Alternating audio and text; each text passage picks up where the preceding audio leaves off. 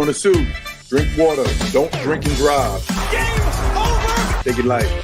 Stay. Now you're more fluent.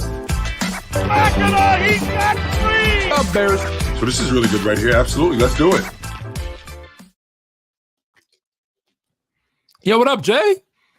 I kind of got a little sidetracked for a second, Tone, because I was in here watching the U.S. and Poland in volleyball in the quarterfinals. And now, for those of y'all out there that don't know, my man Tony Tone just came off vacation. Tony Tone is he's the consummate family man, which I think is super dope. I was thinking to myself, I could not have married an athlete, even though them the chicks that I should have been hanging around. Those absolutely are the chicks that I should have been hanging around. It's them 6'2", 6'4" volleyball chicks. Them the chicks that I should have been hanging around. And I should have been on some Tyreek Hill nonsense where like, yo, let's make a farm of them.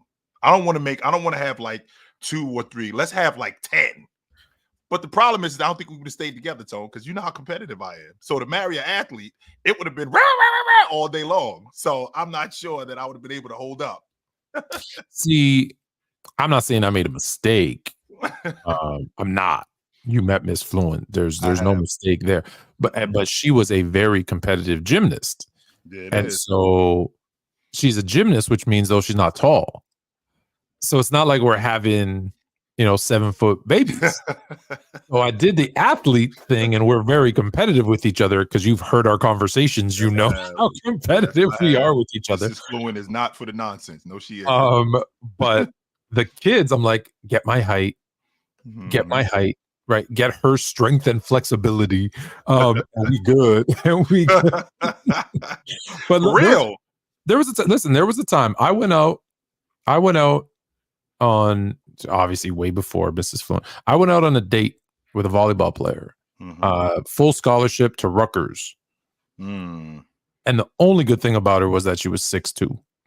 That was it. You wanted the date to be over. I was like, that's an NBA baby. But I settled for love and happiness over height. I wouldn't have been able to be in a room for you, be in a room with you for 5 minutes. It wouldn't have been able to handle it. No. We would have had giant kids, though. Yes, we would have had. And no question about it, Tone probably would have had the next Steph Curry or... I still might have the next Steph Curry. I don't even... You might. You never know. We started the Fluent Basketball Academy today. Yeah.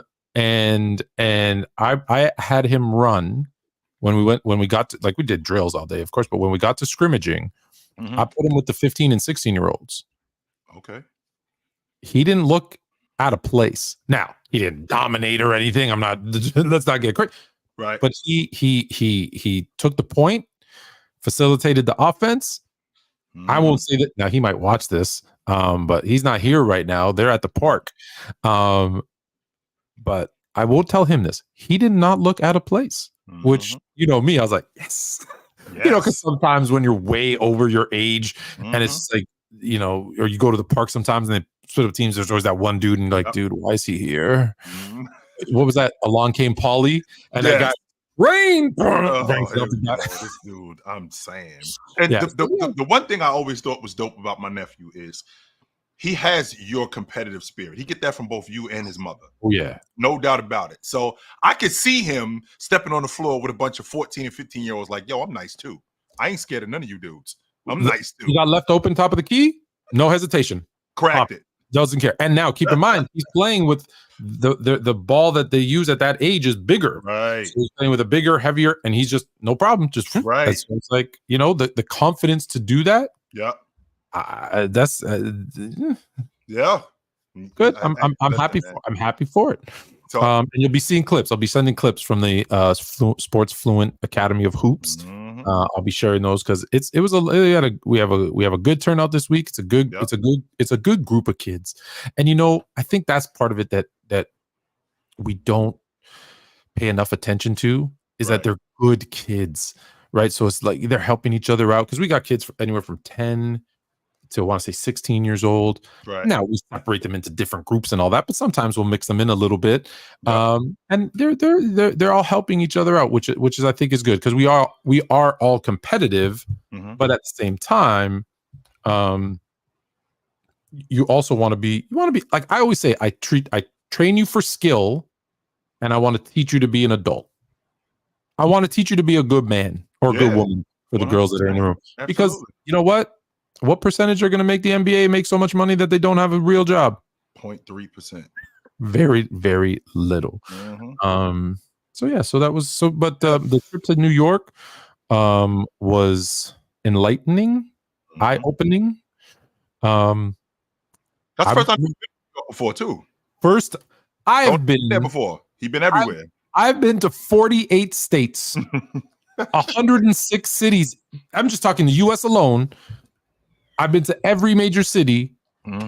I've been to 20 different places in New York State. Right. I've never been to New York City. Not one time, Tone. Of all the places that you've ever been, never. Of all the places that you've ever been, you've been to Philadelphia, you've been to Syracuse, you've been all over the place. You've never actually been to New York City. The only two states now that I haven't been to, which are just so random, Iowa, Rhode Island. How about that? And in terms of cities, I guess Des Moines and I don't know what's Rhode Island. I don't even know what's the big Providence. Okay, Providence. I don't even know. But I'm going to get a lot of grief for this, especially from my boy Cheese. So you know Cheese Brawley, who from the Harlem Globetrotters. Yeah, we were going to try to connect. Unfortunately, he had to fly out to L.A. Or no, San Diego, California. Doesn't matter, somewhere in California. So we didn't get to hoop like we had expected. But I'm not a fan. Nah, I'm not a fan. Like I'm a fan of a lot of the things there, right? But I'm not a fan of just all of it. Yeah. You know what I mean? Does that make sense? Can do that. Yes, it does. 100%. New York City can do that. The people were great. The food, the food was amazing. The people that I met, I made a friend for life in a couple of days that you was there. A couple of days. I made a friend for life. His name is Knight. He moved there from Turkey. He runs, those bicycle tours that they take around Central Park in New York or whatever. Night New York Tours, I believe. I'll give you the link. If you check my Instagram, you'll see I posted him telling a story about John Lennon and how he was assassinated. Wow. Super dope dude, super helpful. Was like, dude, here's where you're going for lunch. Here's where you're going for dinner. Like, if you need a hookup, you need a reservation. It was packed. Oh no, he went and talked to the guy at the door. Boom, we're in for a meal. Like, dude was just immediately just. Whoa. Tone, you know somebody? Is that what I'm understanding? Do you know somebody? Is that what I'm doing? Tone, you big timing me now? You know somebody? Is that what's going on? It's bad enough I got to deal with Tone with the living La Vida Loca look already, but now he's not only is he multicultural, but you know somebody now. I got some people, but I didn't care. Like I really wanted to love New York. I really did, and like I said, we did this thing. Have you heard of the Summit? One Vanderbilt. It's right next to like Grand Central Station.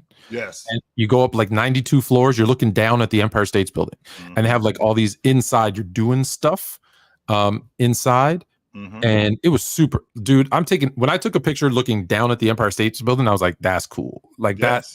And then they had like, it was interactive. So there's stuff you could do in there. They had this one thing where a camera took your picture and it had your face. They had like walls, like a screen, and they put your face in the clouds. And like, as you're kind of flying through the clouds, you see your face in like super cool. So stuff like that. Like we went to Champion Pizza. Yeah. Have you heard of it? It's a homeless guy, lived in Central Park for 3 months, busted his tail off, got some guy in Jersey to let him make him a pizza. He goes, "Oh, you make pretty good pizzas." Worked there for 5 years, saved up his money, bought a little hole in the ground in the Lower East Side. Started the best pizza you ever had. Best pizza I've ever had, and I've lived in Italy. Oh my goodness. Okay? Best pizza I ever had. And he gave one of his, like, eventually he became like a bunch of restaurants, became a multimillionaire, gave one of his pizza joints to some homeless guys that he lived with so that they could rise up to. Like, just the stories that I heard, the people that I met were phenomenal. Yeah. People are gonna say, "Why'd you hate it?" I'm just like, it's just, I don't know. It's just, okay. Understand the so many, like the homeless people, like have taken over most of big cities in the last few years. So it's just that part. Because don't forget, I was there, not just me. I was there with me, my wife, my kids, my mother-in-law, my dog. Like everybody, the whole crew. You know, I was on 6th Avenue. I was driving the wrong way on 6th Avenue so I could whip around a cabbie who had blocked me in because he triple parked. And I was like, and everyone's like, dude, you could drive New York. I go, I can drive New York, baby. They were all impressed with my driving skills. I was impressed with my driving skills, not gonna lie. But you know, I took some time in Jersey too. I enjoyed Jersey. See, if you from the Northeast, it's an acquired taste. Hmm. What people see on TV when they see New York City, they see the bright lights, they see the glamour, they see the glitz, and that's all New York is. Yo, Tone, the hustle and bustle and the people moving around and all that extracurricular stuff, it could get tiring.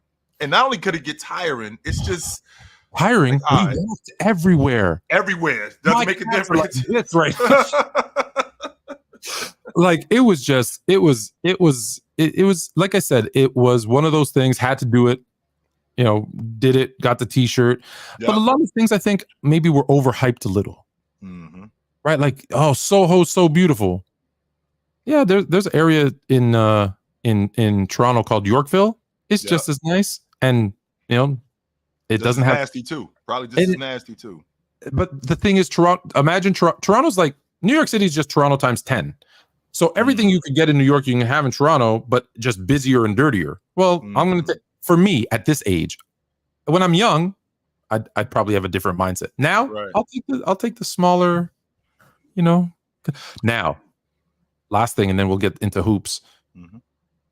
Mrs. Fluent and Little Miss Fluent took in a show on Broadway, the Michael Jackson, the MJ show, Michael Jackson show, and they said that was the greatest show they had ever seen in their life. And they do a lot of those shows, and they came out of there. My daughter came out of there like she is the biggest Michael Jackson fan in the world right now. She was singing all his songs, and just like that I'm just like worth it. Imagine what it would have been like to actually see the real Michael Jackson. Like if you thought that was awesome, imagine what it would have been like to see the real Michael Jackson. The kid that played him as a youngster, they said he sang Thriller a cappella, and like chills on point. Wow. Chills, like arm hair standing up, goosebumps, chills. Wow. Not to be confused with chills. So even the older guy, they said it was definitely worth it. And it was like I said, there was. It's kind of crazy too, Tone, if you think about it, because like you said, this is you've been everywhere. Name it, you've been there. Yeah. From Italy, from Italy to Ithaca, you've been everywhere. Never been to actually New York City, which most of you guys don't know this, but just so you guys know, New York City, the area is only 10% of the state of New York. That's how small it is. I thought it was 4. Is it 10? I thought it was 4. 10% of New York. That's it. Yeah, people don't get up to upstate New York, and they don't, and it's beautiful, which is crazy too, because I grew up right on the other side of the Hudson. Tone, would it surprise you that it wasn't until my daughter was a teenager, that was the first time I ever been to the Statue of Liberty? Really? Never been to the Statue of Liberty before that. But that, you know what though, that isn't uncommon, because when I talk to people who live in big cities and I say, oh, you know, have you gone to this place or that place? Yep. Unless they have someone visiting, you don't really go. Like Toronto, you don't go to the CN Tower unless someone from out of town comes and says, let's go to the CN Tower. The Space Needle in Seattle, you don't go to the Space unless someone says, oh, I want to go up this, you know. So I'm not surprised that you're that close, and you almost take it for granted when it's there and it's that close and you can go anytime. And that's why I tell a lot of people, like, go be a tourist in your town. For real. Like, do something that sounds like cheesy, like take a bike tour or a walking tour, because you find out some like cool stuff that maybe you know, but you didn't know the details, or you go a new place. And you know, there's this place about 2 hours from my house. It's called the Elora Gorge. No idea it existed, and it's a gorge, and so there's a river, you know, in between of these two like mountains, whatever. And you can go jump on an inner tube and go right down the river. Wow. I felt like I was like in another world. It was literally right down the block from where you live. Had no idea. Like 2 hours seems like a long, but when you think about it, not 2 hours in traffic. Right. 2 hours, you know, going down a nice country road with beautiful scenery is different. Sure. It's different than, you know. So yeah. Two Yeah. Statue of Liberty, never been there until my daughter Yeah. shows up. I take my daughter to the Statue of Liberty and never been to the Empire State Building before my daughter. And like I said, Tone, literally never been to Radio City Music Hall. Had only Oh, maybe been to Central I Park did. one I did. time. There you go. So nah, man, it was Yeah. I'm sure it was an experience. That's dope, man. That is real dope. Glad that we did it. Listening to your advice, took Fluent Junior, as you saw the pictures, to the West cage, West 4th Street. Saw that. It was hot. I'm going to tell you, it was 190 degrees. It was hot. So a little bit of photo shoot there, but the Wilson store north of that, on, I want to say on Broadway, has a half court inside, air conditioned. Really? So as we were shopping, as we walked down into, I think that's more in Soho than in the Village. Yep. As we walked down there, we went there, signed it up, and we played inside. So that's those clips where you see him, him putting the moves on me. We played there, and it was like, that was great because it was air conditioned. It was, they gave us a brand new Wilson Evolution ball. Like, we had all. It was really, it was, like I said, it was a great trip. A lot of cool stuff. So Tone, and despite, just so you guys know, this is the stuff that not just Mrs. Fluent, but both Little Fluent and Miss Fluent, this is the stuff they're gonna remember the most. Oh yeah. They're gonna remember the time that Daddy was driving the wrong way on 6th Avenue to whip around a cabbie and a limo. Yes. Remember when we was 10 and Dad took us down to New York City and he was going down the wrong way and we were screaming in the backseat, Dad, what are you doing? Even the bad stuff. Like we saw, a woman who lived on the streets there, having a bath with the fire hydrant water, it sounds gross, but they're gonna remember that as where did you take us? Why'd you drive down that street? I'm like, it was 50th. It wasn't. Who knew? Which is crazy too, man. It is. But it was. I'm glad we did it. Let's put it that way. I'm glad we did it. What's going on in the world of basketball, Tone? That's what I want to know.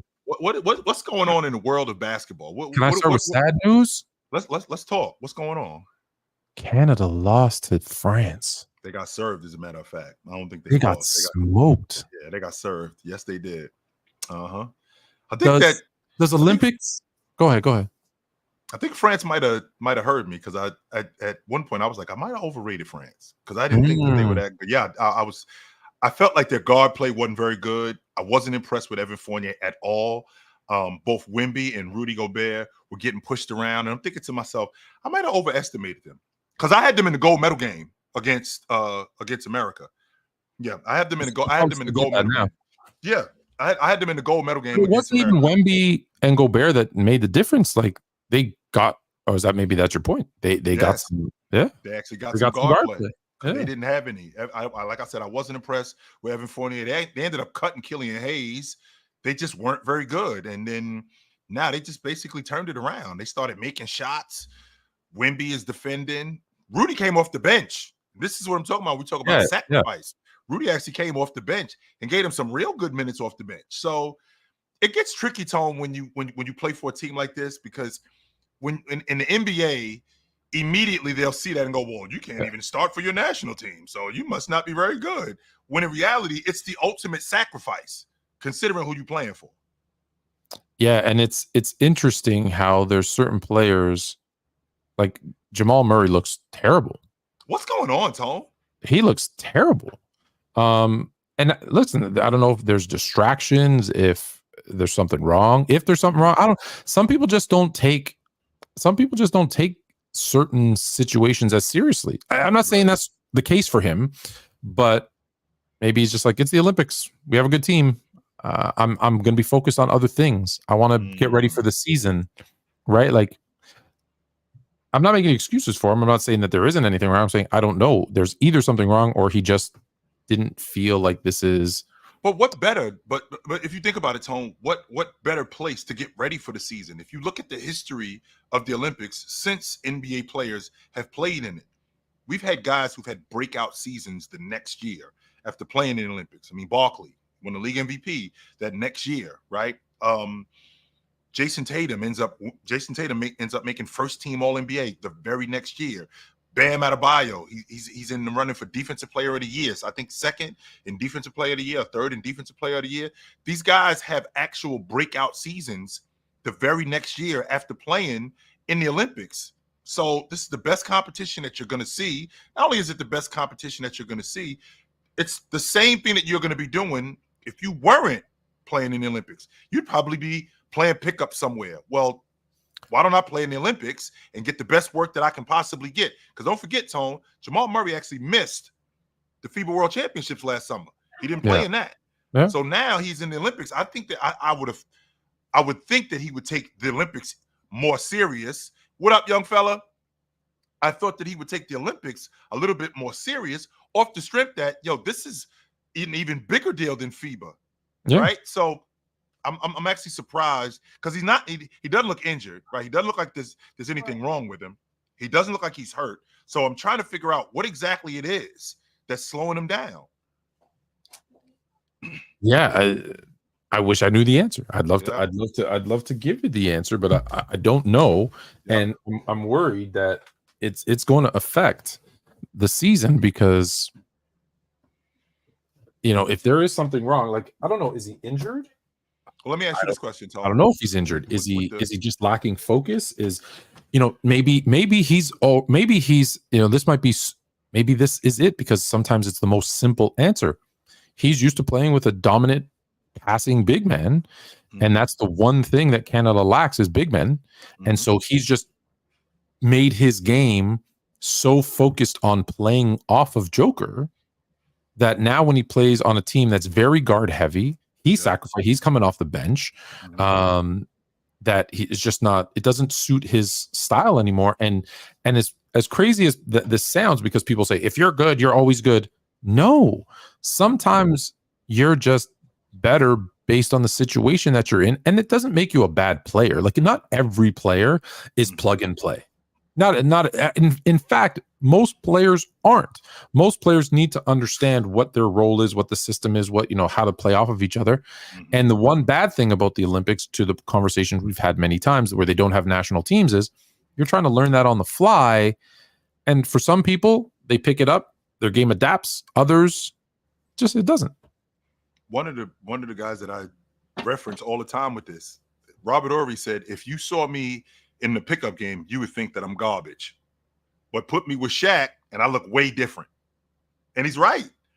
Because if you think about Jamal Murray has basically had Joker for his career. I think he got drafted in 2015. Joker showed up the next year. And they basically been playing together their entire career. So now some people will say, well, chill, what about Jabbar and Magic? Magic actually, he got better when Jabbar was gone. Okay, well, first of all, that's not true. Yeah, I was gonna say that. I don't think that's true, but no, that's not true. And when you have a guy that you're playing with in Jabbar for 10 years, you know how to play with other people. So it's not like you just know how to play with him. You know how to play with other people. Magic never had to be in a situation that's guard oriented, heavy guard oriented. He's always had the ball. Jamal Murray isn't in that situation right now. He's in a different situation. So it could be, two things can be true. It's a combination of him not just playing without Joker, but also coming off the bench, playing behind somebody. That could very well affect my game. Yeah. So that's, unfortunately, they're out. Because now I think like I said, they didn't play well. Their best players didn't play great. The defense that had been there the entire kind of prelims and in the round robin wasn't there against France.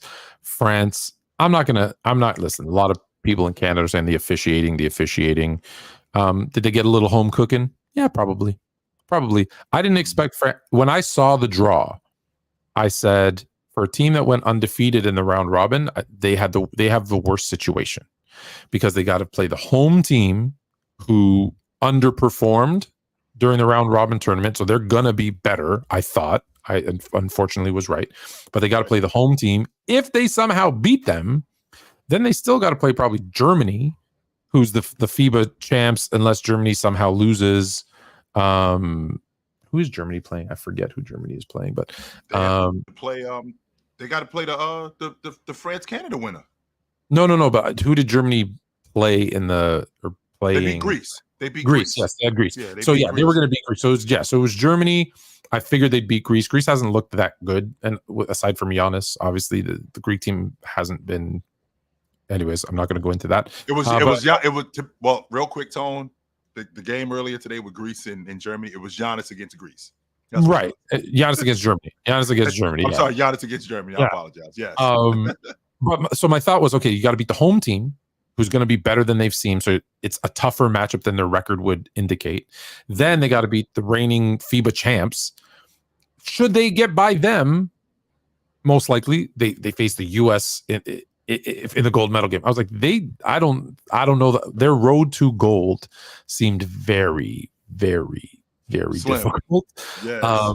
And so it's looking like what I had said before, after some scares pre-Olympics, it's looking like what I said, which was this Team USA might be the greatest team ever assembled because one, talent and skill wise, I thought they were, but all they needed to do was dominate their competition. And I think they won every game by 20 plus points. Starting to do that. This last game now was, what was it, 40, 30 something? Like it was a blowout. 35. 35. 30, 40, 35 is the middle. Yeah. It looks like it's going to be a cakewalk. Do you see anything stopping them from just walking through to this gold medal?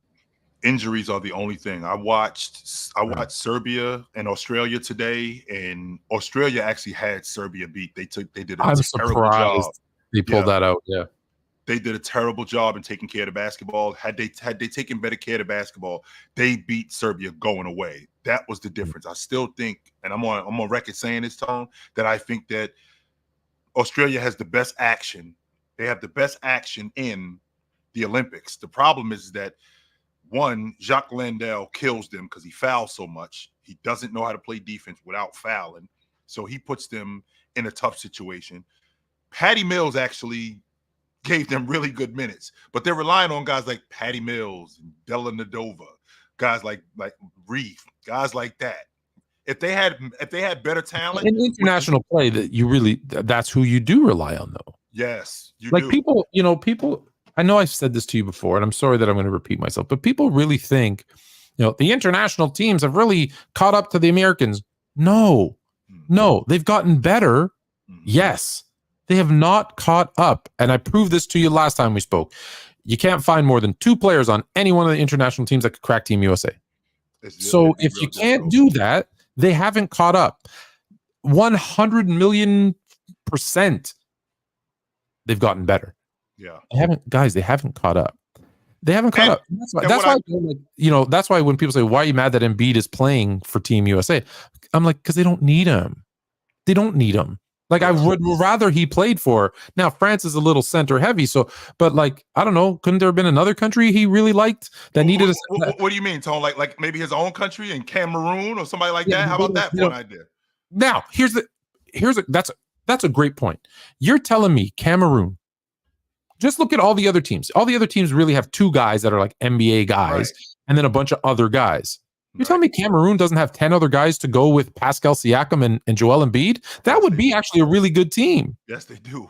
100%. Right? That would be a really good team. Like South Sudan found a way to put a very competitive squad together. You're telling me Cameroon couldn't do it? Now, I was being a little greedy because they need a big man. How about Embiid playing for Team Canada? It's North. Or Tone, since you brought that up, because if you think about it, isn't Africa very similar to the U.S. in the aspect of, okay, Sudan is a country, Nigeria is a country, Cameroon is a country. So like an African team? Yeah, like a straight African team. So you get guys from Nigeria, you get some guys from Cameroon, you get some guys from Sudan, you get some guys from Zimbabwe, which is where Mutombo is from, right? So you get some guys from there and have like one national team from Africa, like they do in America. On the continent. Yeah, I don't have a problem with that at all. I would love that, to be honest with you. If he was playing for Team Africa, I would much more accept that, being that he's from Cameroon, than I'm eligible to play for France. Oh, I'm also eligible to play for the USA. Again, and it's not. They don't need it. They don't need Embiid. They really don't.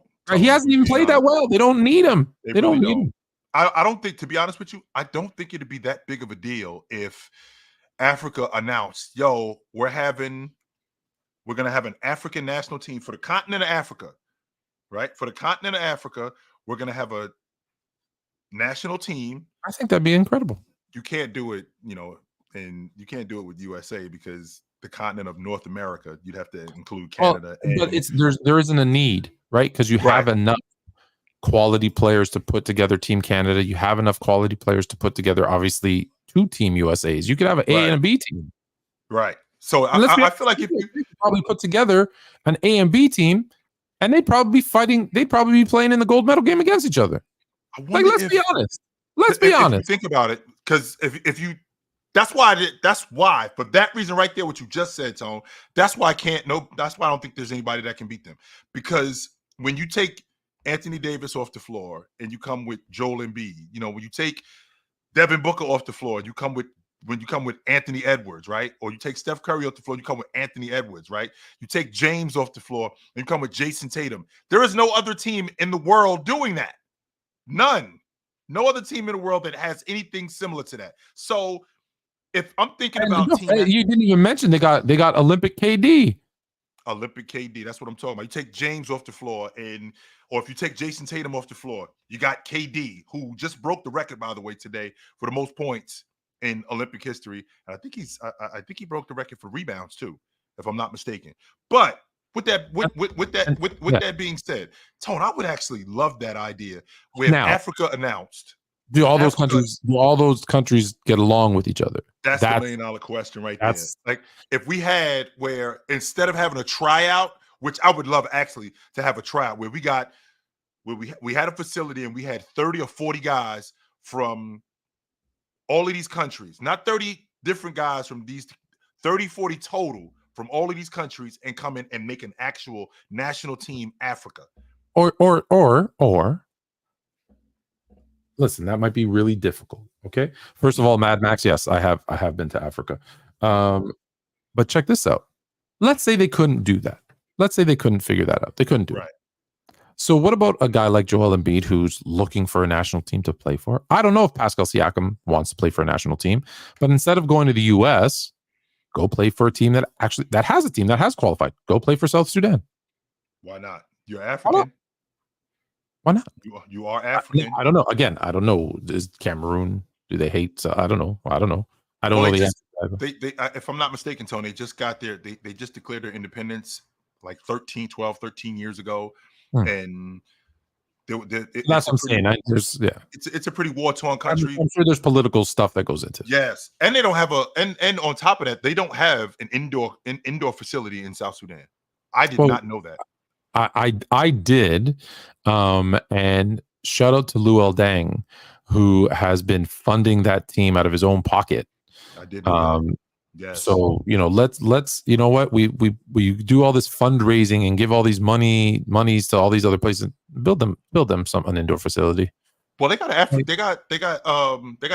league. I catch it sometimes on NBA TV, and the kid that plays for South Sudan, he played in it. Khalik Jones, he ended up in the G League. Yeah, he played in that league too. They got some players over there, Tone. Yeah, they do. They got some players over there. Started for the Lakers for a minute. Like they've got some players over there. 100% that they do. So I'm not surprised from what I saw. Let me. Where is he? Masai Ujiri, Giants of Africa. Build South Sudan an indoor stadium, please. Thank you. Or maybe Ujiri, maybe your Giannis Antetokounmpo is in Africa somewhere. How about He's been looking. He's been looking. He loves Giannis, boy. Like always has loved Giannis. Oh, that was his guy. 100%. That was his guy. You told me that it was overblown, that he was trying to move up in the draft and all of that stuff, and it kind of got blown up. No, I didn't think it was overblown. He absolutely wanted to, but what I said was he made it public because he wanted people to know how smart he was. Right. Because it wouldn't have been public. And again, you know me. There's no one that's untouchable. So if you really wanted him, you could have. You just didn't want to pay the price. You could have got him. There was something he could have offered the Bucks to get that pick. 100%. I won't argue that. And if you really wanted him, you had to have believed that he was that good. Everybody says no one's untradeable. Oh, no one will trade for Wemby. Nah, like, you know what? Look, no one would do what it would take. That's realistic. Mm-hmm. I could get Wemby from the Spurs, but my team, my owner wouldn't be prepared to give what the asking price. What the asking price would be. Yeah. What the asking price would be might be a little bit too steep. It would be steep. It would be steep. Yes, no doubt about that. It would definitely be too steep. So, so Team USA through to goal. Are we in agreement? I do, Tony. I think that they should. I think the semifinals are Thursday. They play Serbia. They should handle Serbia, even though Serbia's got some fight in them, Tone. Bojan is playing really good off of Joker.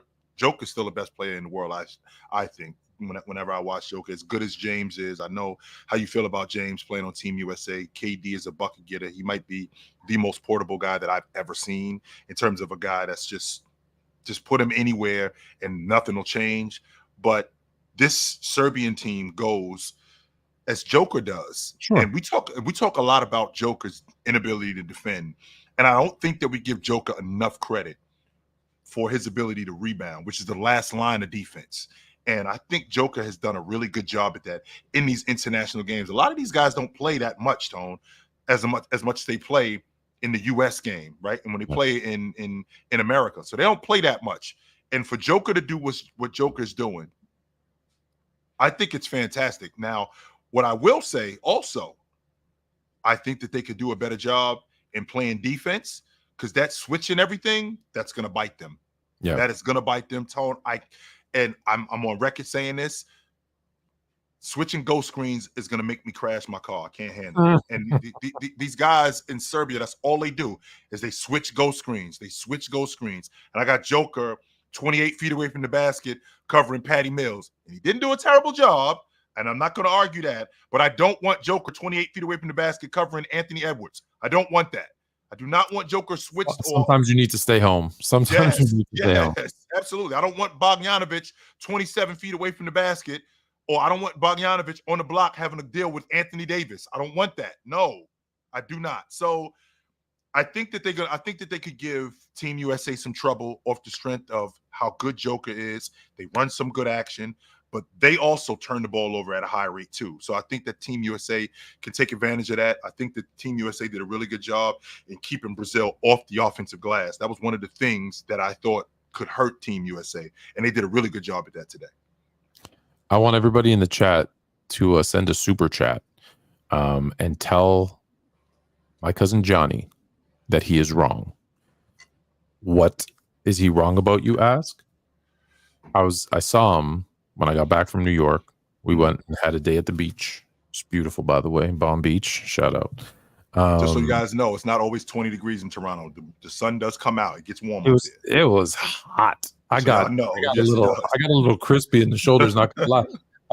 You know what it is? It's you don't realize when you're in the water and your back is to the sun hits you, and then but also reflects off the water too, so you get it like a double dose. And he said, I love your show. I love Fluent and Chill. When you post it as a podcast, I listen to it in my car, and I love it.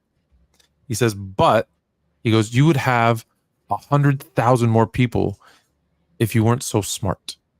And I said, what do you mean? He goes, your show is too smart. You don't yell, you don't scream, you don't call each other names. And I said, I'm not. We gotta do that. We gotta be toxic. We gotta have that toxic relationship. We're not doing that. No, we're not. We are not that. We are not that duo. No, Tone, you don't know what you're talking about. You're an idiot. What the? No, we're not doing that. No. Wouldn't it? Like, I could just do this. I could say, hey, you know what? You think LeBron James is the GOAT? That's because you don't know nothing. Look at these kids. These kids are smarter than you. Who's the GOAT of the NBA? All time. All time, Michael Jordan. Not your turn yet. Michael Jordan. He has no clue. You know the right answer. Come on, Cam. Just say it. He just wants to eat his lunch. All right, pass. Who you got? Michael Jordan. MJ. Alex Caruso. Alex Caruso. Giannis. Get out of here. MJ. No. Kobe. Let's go in front of him. You know, nobody said LeBron. So you want to get toxic? See, We're teaching the youth. yeah. All right, let's we're not gonna get, but apparently we're too smart. So please throw us and tell us it's not too smart of a show. Shane Howard, appreciate the super chat. Hey Chill, hey Flu. Rank these bouncers. At first I thought he was gonna say like Dalton from my favorite movie, Roadhouse, in order. And who would you guys think would win in a dunk contest? Ant, Ja, Zion, Jalen Green, Shaden Sharp. I don't think Shaden Sharp got the bounce that Zion has. I don't think he's got the flair that Ja has. And I don't think he's got the creativity that Ant-Man has or the bounce that Ant-Man has. So I think he at the bottom of the list. So Shaden, and I agree with you, Shaden 5. Jalen Green, he may have some bounce and some creativity, but he does not definitely have the bounce or the force that Ja, Ant, or Zion has. Jalen Green doesn't have he has the bounce. I see Jalen's head above the rim. He's got as Zion and Ja though. I mean, I'm talking about these dudes putting dudes on posters. Same thing with Ant. I don't know if he's got that kind of bounce. Oh, you got Jalen 4. Yes, I think he's got. I think he's at 4. Now it gets not necessarily tricky, but it gets a little bit interesting because when it comes to straight up and down bounce, I think Zion got the most bounce of all these dudes, both Ja and Ant. I think for a dude that size, he shouldn't be hopping like that. To be honest with you, for a dude that size, I don't think he should be able to hop like that, but he does. Ja, on the other hand, Ja got that post. Him and Ant have that poster bounce. Like Zion has that open floor bounce where he's doing 360s, clean. Ja, on the other hand, is throwing it on your 7-footer, and it just looks so much more dynamic. I think Ant. I'll take Ant. I'll actually take them in this order right here: Ant, Ja, Zion, Jalen, Shaden Sharp. All right, so I have a different opinion because you don't know what you're talking about. No. I have a different. So the bottom, I think the 4 and 5, I agree. Green and Sharp. I think Ja comes in 3rd for me because Ja, like you said, is going to dunk on your 7-footer, but that doesn't always necessarily translate to dunk contests, which is kind of, so he's saying who would win a dunk contest. So I don't think because he's smooth, and again, he will dunk on your 7-footer, but unless he's got a 7-footer standing there, I don't know how impressive the dunk looks. Not that it's still impressive because people are going to beat me up on this. It's still impressive, but I don't think it looks as good in a dunk contest format because he's real. I think he's smooth with the way that he jumps it, right? So I got him 3rd. Ant has, and maybe again, this is my preference in dunkers, maybe Ant has 2 things. He's got the bounce, but he's also got the power, right? Like I loved Dominique, right? The windmill always wasn't like people like, it's a windmill. Yeah, but it wasn't just the windmill. It was the fact that after he finished that windmill, it was like he was trying to tear the roof down, not the rim off. He was trying to tear the roof down, and it was clean too. And it was clean, right? So Ant's got that combination, and the creativity. So I think Ant is actually number 2. The reason I go with Zion 1, and you kind of alluded to it, is that in that open floor, he's going to give you a 360 windmill. So it's really impressive when a guy that size, it's not like a 7-footer who doesn't get off the ground and you're just like, oh, wow, big deal. He did a 360, he jumped off the ground 3 inches. No, he's coming off the ground, windmill 360 and with power. So he has that combination of it's going to be powerful. It's going to be impressive with his jumping. And because of his size, you'd be like, how the hell did he do that? And so I think it just, I saw him do a 360 and I was like, what the hell? And it had that dunk contest appeal. And so I think that's why he wins. You can't go wrong kind of with any of them. But that's why I got Zion, Ant, and Ja at 3rd, and then Green and Sharp. That's mine. That's what it is. Right. Thank you, Shane. That's what it is. We've got two things to do. We got to figure out, I think we have 13 of them, the top 10 teams of all time, but we also have the headline, the best NBA player by position today, like right now. Who is the best at every position? August 6, 2024, the best point guard, the best two guard, the best small forward, the Yes, best sir. 4-man, the best 5-man today. Today. Who is it? It's Who funny is that we get these questions, Mhm. but everybody keeps saying, well, there's no it's positionless. There's no position.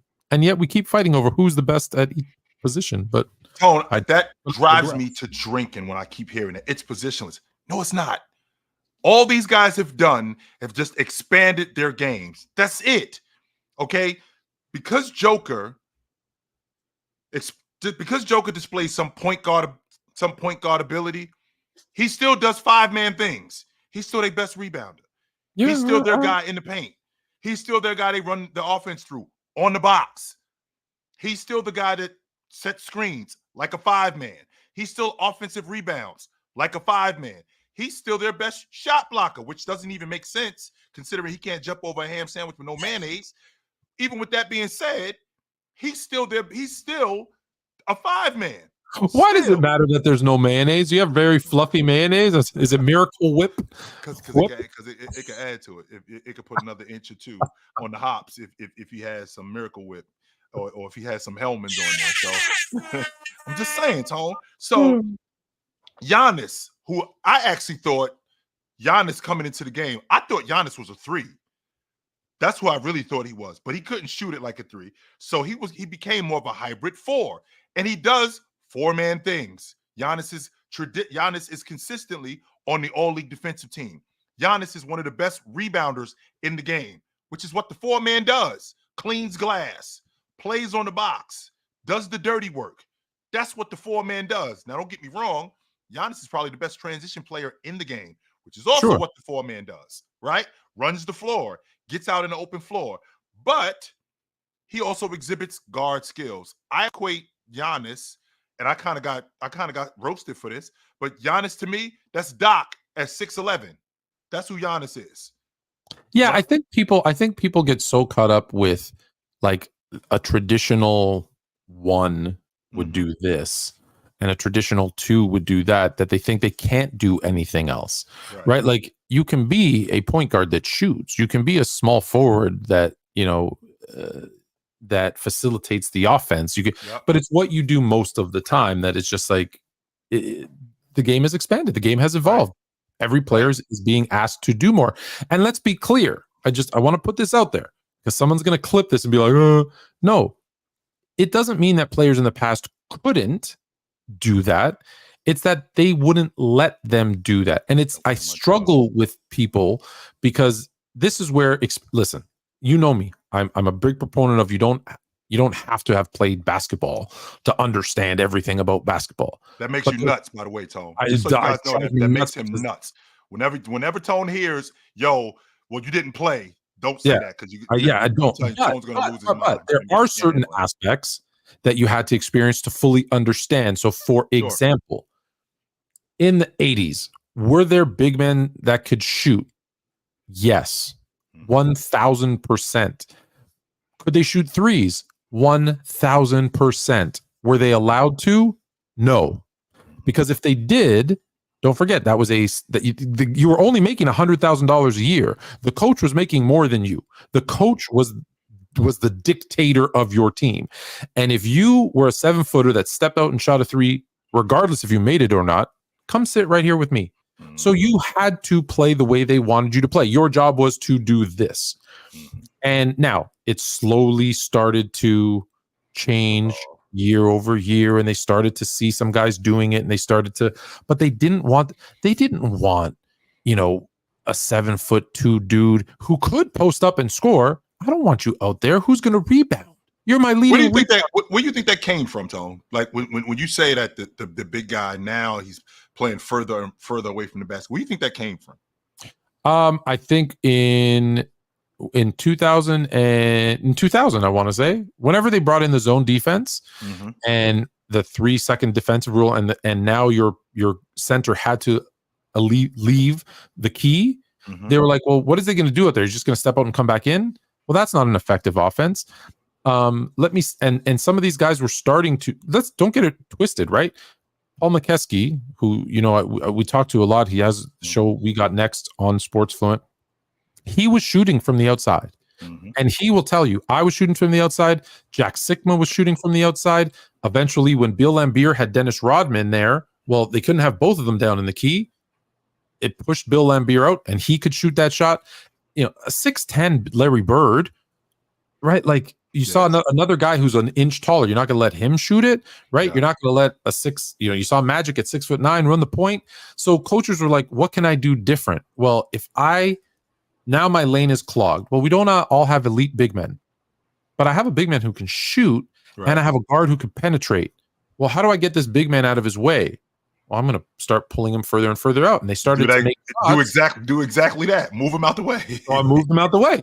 And so once people saw that, they started to do it. And then once it worked, it's a copycat league. So it worked for one guy. Well, let's now we're going to try it. We're going to look for one.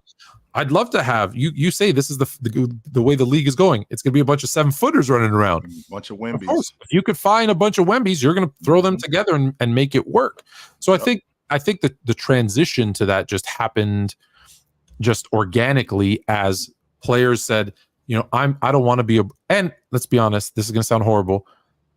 The human race has become a little bit softer. Let's be honest. I'm the first to admit, I don't want to go down and bang on the boards and fight for rebounds.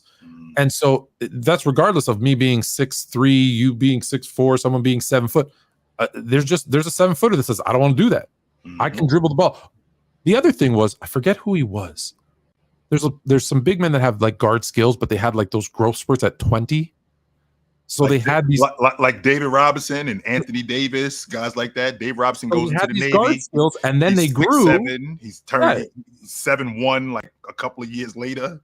And everybody, listen, no one sat there and watched Patrick Ewing and said, I want to post up and give a drop step. No, they watched Jordan driving. They watched, Clyde flying to the rim. They watched Dominique. They're like, I want to be that guy. I want to dribble, pull up. I want to give a crossover, drive to the lane. And so that's what do you practice in the schoolyard? Do you see anybody doing drop steps? It's interesting you mentioned that too, Tone, because my cousin, as you all know, he was a big time Dr. J fan. He loved Doc. That was his man. So that's what he was doing. He was doing all the stuff that Doc did. Well, Sarge didn't appreciate that at all. No. Sarge did not want him throwing the ball between his legs and dribbling the ball up the floor. So he put him on the box. Ewing was his guy. That's why he wore 33 in high school, because he loved Patrick Ewing. Yeah, that's why he wore 33 in high school, because he loved Patrick Ewing. Patrick Ewing was his guy 100%. So that's a great example. So Shaq, we saw Shaq take a rebound. What did he want to do? Especially that first year in Orlando, go coast to coast, dribble it, right? That's what he wanted to do. We see him going between the legs, spin move. Remember that All-Star game warm up where he does that to Jordan and spins on him and scores? Like, of course, that's what he wanted to do. In fact, I believe, and correct me if I'm wrong, Shaq's career better than I do. His rookie season was his best rebounding and shot block season, I think, of his career. And I think a lot of that had to do with the fact that he had some freedom to run the floor, and he was more active. He was more active, and I think that was the best version of him in terms of his activity for those rebounds and blocks. Yeah. But what did they want him to do? Go down low and post up. Because this is what big guys do. Get on him, because that's what big guys do, right? There was the 90s. This is what the game and is. And it's too bad, because I think it would have been fun to watch him in transition. I think he would have stayed slimmer. I think he would have developed even better. As dominant and incredible as his career was, I think they missed an opportunity. But that's what I think is eventually it was the coaches allowing it, the players asking for it. You know how many times even in the camp, it's the big guys like, oh, let me bring the ball up. Like they just all want to do that. So I think it happened organically, and it's good for the game because now it's tougher. It makes it more interesting. So where were we going with it? I don't remember. Oh, best position. We're talking about the best positions. That's what we're position. So let's start with our lead guard. Okay. Best point guard in the NBA, or you could pick someone outside the NBA if you think someone's better in the world. But best point guard right now today. Now, again, Tone, when we talk about the lead guard, your definition. So whatever you think. Right. So I feel like you have to be able. You got to pass. You're not just a bucket getter. You got to pass. How do you control the offense? How much attention is garnered toward you? How do you get your other guys involved? Not only how do you get your other guys involved, how do you understand the offense? How do these guys play off of you? Of those guys, you got Jalen Brunson, you got Damian Lillard, you got Shai Gilgeous-Alexander, you got Tyrese Maxey, you got Luka, you got Jamal Murray, you got Tyrese Halliburton, you got Darius Garland, Kyrie Irving, right? You got guys like that. So if I have to pick between one, who is the best lead guard in the NBA today? I think it's Luka. I think Luka is the best lead guard in the NBA, and that's because of his ability to pass. Even though he might take some ill-advised shots from time to time, and that's largely due to that unit being built around him, not completely the way I feel like it should have been, but the fact that it was built around him the way it is, I think Luka's the best lead guard in the game. I feel like De'Aaron Fox and Tyrese Halliburton, Trae Young are right there. When I'm talking about a lead guard, Ja Morant is out of sight, out of mind. So because he's out of sight, out of mind, what people tend to do is they forget how good a guy actually is. So I think he's going to reintroduce himself to us this season. He's going to tone down the goofy behavior. And I think he's going to reintroduce himself to us this season and remind a lot of people. And I said this about Deshaun Foster, and he hasn't, not yet Deshaun Foster in Cleveland. I said that about him as a quarterback because people forgot how good he was as a quarterback. Deshaun Watson. Not Deshaun Foster. That's the running back when he was in Houston. I'm talking about Deshaun Watson. I said that about him, and I'm still waiting for that. But I feel like Ja is going to do that this season. Now, remember, Tone, I don't think that it's Luka and then it's everybody else. I do feel like the gap has closed because what these other guys do on the defensive side of the basketball. I don't think they're there, but I do think that the gap is closed. I love me some SGA. Yes, I love me some SGA. And I think he does, and he loves, and I love what he does. Oh my God! At the point guard position, and getting his team involved, and being able to take games over when he has to, and putting the people in the right positions. I think I'm a little bit lower on Trae Young than most. Why, Tone? This ain't the first time you said that to me, and I need to get to the bottom. What is your problem with Trae Young, Tone? This is like the third or fourth time I've heard this from you. I think he's, not that this matters, but I don't think he's a good person, and I think I don't know him. I'm just and let me explain, because people are like, who cares? I think he's not a good person. I think he's selfish, and everyone's like, "But what about his assists?" I think the assists are just a byproduct of the way that he plays, and I don't think if he's your best player, I don't think you can win a championship ever. If he's your best player, I felt like that, Tone, about. To be honest with you, I felt like that about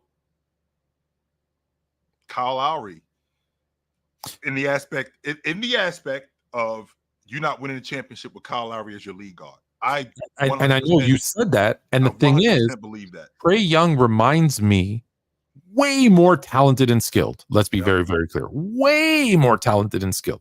But he reminds me of Kyle Lowry when he was like a Grizzly and a Rocket, and everyone was like, I don't know about this guy. I don't. And then he goes to Toronto, and let's be clear, he was only supposed to be in Toronto for about 5 minutes. And whatever happened, something clicked, and he became a leader. I think if that thing clicks for Trae Young, you might be looking at the best point guard in the league. Do you think it's a personnel thing, Tone? Because no, I think it's a personality thing. Also, it's those two things are not the same. No, I think it's internal, not the external personnel. I think it's internal. He'll get his numbers. He will impress you. Ice Trey Burr. Everyone's good. He's not going to win. And I really think it's going to be a personality something that will either happen and then we'll be having a different discussion, or just never happen. It's like, man, super talented. Just couldn't get it done. Which is a shame, because he is super talented. He is super skillful. So it's a shame. So maybe that might come on at some point. And I think it's going to have to come from another team. It's going to have to be, I want to be in Atlanta. Well, we don't want you, and I trade you. And that's when it goes, oh, maybe I'm not as good as I thought I was. Internal click, man in the mirror. Oh, shoot. Maybe someone close to him, give him a smack upside the head and be like, dude, you're going to blow this if you don't. Right. And then it clicks, and now we're having a whole different conversation about him. Tyrese Halliburton is your prototypical. I love Tyrese Halliburton. Pass first. Love him. He's the guy I want to play with because I know I'm going to set up in the corner. He's going to find me, and I'm going to hit open three. I love to play with Halliburton, but I think there's a lot of other aspects in his game that I'm just like, meh. Like what, Tone? What turns you off about? Is it really inconsistent? I think he's really inconsistent, and I think his for as good as his motor is, I think he can get down, and when he gets down mentally, his physical brings it down. Yeah, and that affects the whole unit too, not just him. And because he makes them go. So when he's they've said this a lot in the Olympics. You probably haven't watched the Canadian coverage, but in some of the longer distances, when the person leading like the 800, the 400 meters starts to drift, and like people start to pass them. There's a commentator here who's retiring this year, unfortunately, on the Canadian Olympic side, and he's like, "Oh, they're leaking oil," and I feel like that's him. When he starts to leak oil, the whole team just the whole unit just starts to fade. It happens, and so he loses that aggressiveness, which makes him great. So that's what. And again, let me ask you this, though, Tone, real quickly: is that a young thing? Is that a thing that I can fix? 100%. I think. It is a young thing. I think that's why I say he's young. So that's something that can be fixed, but someone's going to have to make him aware of it because sometimes you don't know. Right. And it's be like, hey, instead of going 100 all the time, 90. Right? I say this about Russell Westbrook all the time. 90. He doesn't know any other speed, Tone. I don't know how to do it any other way. Standing on the gas. That's it. I don't. I always do the pitcher thing, right? I can throw a 105 mile an hour fastball. So when I show you that 85 mile an hour changeup, right? That 92 mile an hour curve, you're done. But if all I do is fastball, Russ. He's on the mound. He's throwing gas all night. That's it. Right. Maybe not 105, 99. Eventually, you're going to figure out the timing and catch up to it, and you're done. And that's what he needs to make sure because he's got like 0 and 100. I want to see that middle game. Yeah. So who does that leave us with? I think Dame Lillard. I've told you a long time ago. I think he's done. Wait a minute though, Tom. I mean, it's interesting that can we stay here just for a minute? I just want to stay here for a minute. This is the same Dame Lillard who had gotten hurt. I believe it was in the 22 season, and he ended up with an abdominal problem. Okay, he got hurt, and I was on record saying I feel like by the way, by his own bad exercises. He's trying to be a boxer and he's twisting his body and he ended up hurting himself. But anyway, he ended up hurting himself, and he clearly hurt himself, and it affected his game where he had to sit out and get surgery. All right, so he goes and he cleans that up, and I'm on record saying, all right, Dame comes in this year and Dame plays himself back into the top 10. Portland was rolling for a while. Dame was like, I think he was third in the league in scoring. He's averaging like 32 and 7, but Portland wasn't very good, so they ended up sitting him for the rest of the season because they were right outside the play-in tournament, and that was just a bad Portland team, if we're going to be honest, Tony. Yeah, it was. But with that being said, he still was elite at the point guard level. Now, don't get me wrong, Tom. Excuse me, don't get me wrong. I don't think Dame plays the defense well enough. I don't think on defense. I don't think on the defensive side of the basketball he's committed enough in order for them to win it. However, that doesn't take away from how awesome he still is. He might not be in his peak. Dame, I think he just turned 34 this summer. But with him turning 34, I think there's still 2 more years at this level where they can knock on the door. Milwaukee, love you. Milwaukee, they haven't surrounded him. They haven't surrounded him with enough guys to protect him defensively. But as a lead guard, Tone, I still think he's elite. I don't know. I think you might be off with that one. No, I'm off on Dame. I don't care what team you put him on. I'm out. Okay. Who else was left? De'Aaron Fox. I think you saw the best of De'Aaron Fox 2 years ago. He came in with Bam, by the way. We're in year 7 with him. That just might be Sacramento, had a drop off. Really good, but I can't have him in that best conversation. the last guy really that I should talk about is the one that I think is the best. Who, I don't think it's a surprise. They call him Luka Magic, and y'all know who my favorite player is all time because he really does remind me of Magic. And people will say, "Well, you're knocking Dame because of his defense." I'm not just knocking Dame because of his defense. I'm knocking Dame because of his defense and other things that I think have been overrated or he's lost. Are you going to bed? Okay. Love you. Good night, I love you. Bye, Chill. Bye, See you later, Chill. dear. How was New York? How was New York? Overrated. Overrated. Okay. Overrated. I love that. I love that. I wasn't all that. I love it. That. Overrated. And so I Luka reminds me a lot of Magic. Mm-hmm. And so I think what he brings to the table, like there's some effort on defense, but he's not a good defender. But all the things that you said, I think he is a great passer. I think he's a very good shooter. I think he understands the game around him. I still believe, as well as they did with Kyrie, I still believe they don't have the right pieces around him.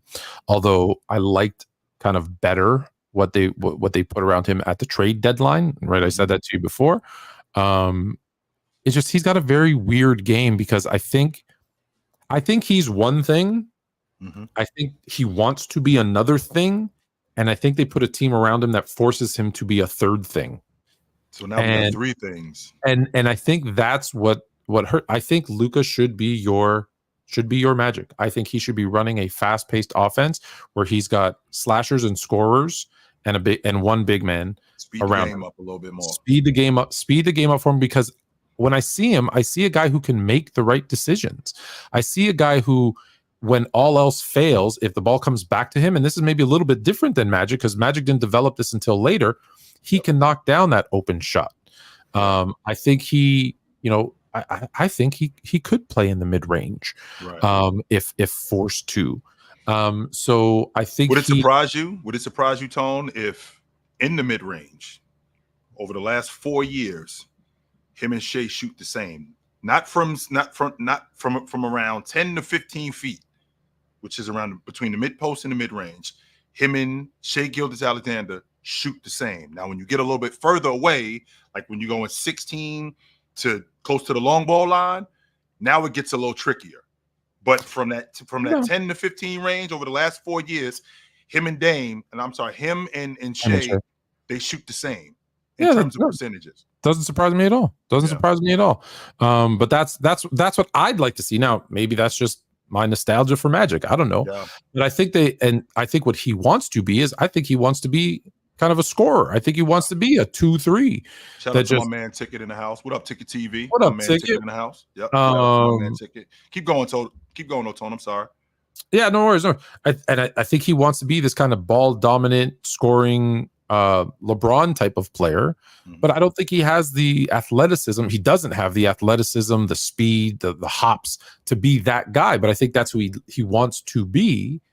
And then I think what they want him to be is to be this guy who does everything for them. And I don't want him to do that. I don't want him to have to be the leading scorer, the leading rebounder, the leading assist guy, I don't want him to be that guy. A lot of stuff that you got to do, Tone. It's a lot. I do feel like that. Let me ask you this question, because you just talked about him in terms of him being slow. You think that's a conditioning thing, or he's just not that good of an athlete? Both. Okay. And to Ticket's point, yeah, I would love for them to put Kyrie on the ball to push the ball a little bit. Absolutely. But he isn't in. No. If for that team, I think it's level one. If it's not there, then it's Luka's. I think that's how they could coexist. I hear where Ticket coming from with it, though. I think I understand where Ticket, because Ticket wants to speed the game up, and yeah, I feel like Kyrie Irving. I like that, and I don't have a problem with that aspect. But I feel like with speeding up the game and getting guys to run more, getting guys open more, I feel like I need more of a distributor to do that. Kyrie Irving is more of a one-on-one. Yeah, Kyrie Irving is more of a one-on-one guy, and that's why maybe, not maybe. I'm not even gonna say maybe. I feel like Luka needs to get himself in better shape, because it's not a coincidence that I watched Joker get himself in better shape, and with Joker getting himself in better shape, what happened? He started playing faster. His transition game was better. And not only was his transition game better, they were better. So I think Luka could do a better job in getting himself in better shape because then he could speed them up, be more of a distributor, get guys more involved in the game. With getting guys more involved in the game, they could be faster, and that could really help them, as opposed to him looking like he's laboring sometimes. You know what the problem with that? You know what the problem with that is, though? He has to want to do it. Yeah, we can't. And when you're that good, sometimes there isn't that. What's the desire? What's the motivation? Why? I'm this good. Why change? Yeah. And I'll use myself as an example. I remember my freshman year when all the seniors, university freshman year, when all the seniors were like, let's get to the gym. Let's get stronger. Let's get this. Let's get that. I'm like, why? I hit all my shots. If I change that, do I start missing my shots? Well, then I'm useless. Well, what good am I? So now they were right. That was something that needed to happen. Right. But there was no internal, like I was lucky I had external sources making me do certain things. But if you don't have that internal kind of push, and that's why he's fine. He feels at the end of games, I'm not tired. I'm still making game-winning shots. I'm able to, even with my slow first step, right? Because my footwork's so good, I'm able to get by. Like, doesn't it surprise you sometimes? He's the slowest guy on the court, but yet he's getting by people. And you're like, how do you do that? Right? Almost like it's effortless too. It's the other things that he would have to say, yes, I'm going to do this. I want to drop 15 pounds. I want to be, because you can work, you can make yourself quicker, faster, blah, blah, blah. So I think he could do it. We'll see if he does. Yep. But we agree, top point guard in the league is Luka. So we move to the two, the shooting guard. Right. So my shooting guard is a bucket getter. Not only is he a bucket getter, but he also plays on the defensive side of the ball. Who are we considering twos? Okay, and so Donovan Mitchell and Booker. Book. I think Jaylen Brown is a two. They got him playing the three, but I think he's a two guard. I think he's a two as well. He's a two as well. They got him playing the they got him playing the I three. think he's the two and Tatum's the three. Yeah, I've always thought that Jason Tatum was a three. Let's see, DiVincenzo. Let's see, other two guards. Put him on that list. No, I'm thinking. I'm just thinking about two guards in the league. What about Steph Curry? I think Steph Curry is also he's in the point guard list. Okay. Yeah, he's in that. Him and James Harden are in the same tier with me because they're more of the combo guard for me. That's what the guard is today. But guys like Donovan Mitchell, Anthony Edwards, Devin Booker. When I think about Jalen Green, guys like that, right? Bradley Beal, I think CJ. I've always thought CJ McCullough was a two guard. Yes, yeah, and he is right. I don't care. Let's be clear. I don't care what they have you listed. Right. Like LeBron James was listed as a center for crying out loud one season. He is not a center. Okay, he's not a five man. I don't care what they list you as. Okay, we're going by game, not by name. Right. James is not a five man. So, like I said, my lead guard, he gets buckets. My lead guard, he defends. He'll play on the defensive side of the ball. He's not necessarily a ball stopper, but he's a positive on the crew. Okay. He plays defense. He gets other guys involved in the game too. He's not a black hole. He's not just a guy where I just get him the ball and he just scores and he doesn't do anything else. No, he's a playmaker too. He also does that. So when I think about those guys, when I think about Anthony Edwards, I think about Devin Booker, James Harden. That's who they have here. James Harden, Devin Booker. I think the best two guard in the game is Donovan Mitchell. I'm on record saying that, and I stand on that. I don't think that it's going to be much longer, but I do feel like right now Donovan Mitchell is the best two guard in the game. His ability to stop and pop at the long ball line, his ability to create shots, being smaller than a lot of these other guards, like him and Anthony Edwards. He doesn't give up a lot of size to Anthony Edwards, but he does give up some size. But he plays a lot bigger than what he is. Right? He's got like a 6'6", 6'7" wingspan. He'll dunk on your big man. He's really good around the basket. He puts a lot of pressure on the rim. You could go to him in the meat and potatoes of the game. He also finds guys in transition and he'll defend. He's great in the passing lane. He's actually a pretty good. He's actually a pretty good on ball defender. I don't think he's as good an on ball defender as Anthony Edwards, but I do think he's a good on ball defender. He came out of college in the ACC. He was on the All League defensive team coming out of college. So of the guys that I'm thinking about when I think about the best two guard in the game, I think it's Donovan Mitchell. That's not a bad choice. He is very good. Yep. He is in the top 3. I think he's in the top 3 with Devin Booker, who's more of a he's a traditional scoring 2-guard, shooting guard, etc. Yep. And am I a smidge early on this one? Maybe. But I think if I'm picking right now going into this season, the 24-25 season. That's what 24-25. Who am I? Like, if I'm doing a power ranking right now, and we're not really going to get to see them until October, right? I'm going with Anthony Edwards, and I think the things that you talked about, where he's a scorer, he is the best player on an elite team. So there's leadership qualities there. Yep. He is of the 3 that I put there, in Mitchell, Booker, and him. He is the best defender of the bunch. So he gives me everything I want for my 2-guard. Right? He can score, he can shoot, he can defend, he can handle the ball when he has to. Sure. I think he gives me everything I want. Whereas I think there's none of them are perfect, but I think am I happy to put Donovan Booker on the other team's best scorer? Devin Booker. What did I say? Did I not say Devin Booker? Oh, did I say I put Donovan Mitchell and Devin Booker together? Either one of them, right? Am I happy? Am I comfortable there? I'm a little nervous. I'm a little nervous. When their shots going down or isn't going down, do I trust the other things? And I'm like, no, because now Anthony Edwards, I'll be like, if his shot isn't falling, I still know because of his athleticism, he can get to the rim. So you trust the other things more with Anthony Edwards than you do with both Donovan Mitchell and Booker. Because their strengths are all phenomenal. Right. Whose weaknesses are going to hurt me less? And right now, I think it's Anthony Edwards. And again, I love a guy who, I'm not making my shot, I can get to the rim because I have that athleticism. I can negate my bad scoring game, perhaps, with my defense, right? So those are the things that I think slight. Listen, when we're talking about the best at a position, we're talking my fractions.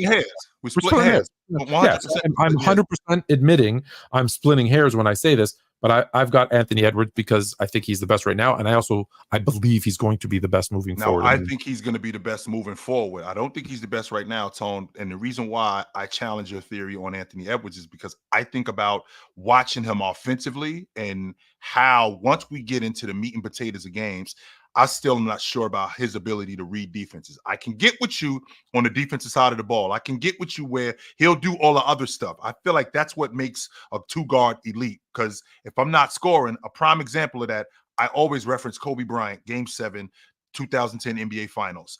We're not going to win with me shooting the way I'm shooting. If I keep doing this, we're not going to win. I got to do something else. He goes and sticks his nose in there, and he goes and gives me 15 rebounds. So that's the mark of a great player doing other things. I can appreciate that. But I feel like with Donovan Mitchell, I feel like with watching Anthony Edwards, those 2 guys offensively, I don't think that they're there yet. I think that because we see Anthony Edwards as much as we've seen him and we see the athleticism, I think that kind of blows people away and it kind of throws you off from a lot of his deficiencies, especially when he's in Minnesota.